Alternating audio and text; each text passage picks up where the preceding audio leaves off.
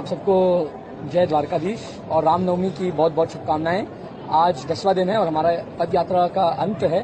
आप सबको श्री द्वारकाधीश आशीर्वाद दे और मेरा दर्शन हो चुका है और पद यात्रा का समर्पण हो चुका है।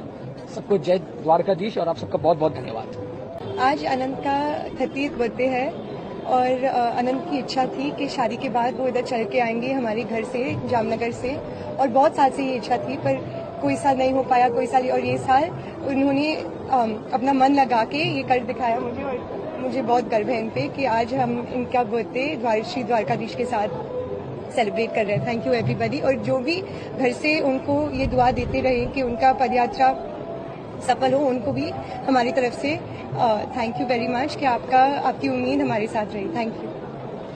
આજે મારું હૃદય એકદમ ગૌરવથી ભરી ગયું છે.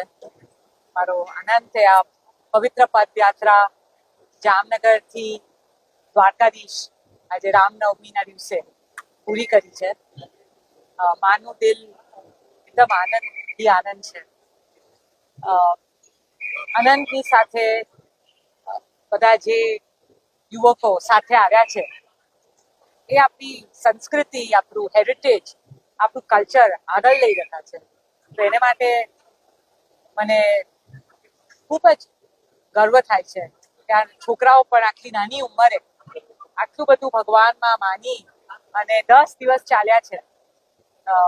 બસ દ્વારકાધીશનો ઉપકાર છે, એના આશીર્વાદ છે. અને મુકેશને હું બસ બધા યુવકોને ખૂબ ખૂબ આશીર્વાદ આપીએ છીએ. ધન્યવાદ. જય શ્રી કૃષ્ણ, જય દ્વારકાધીશ.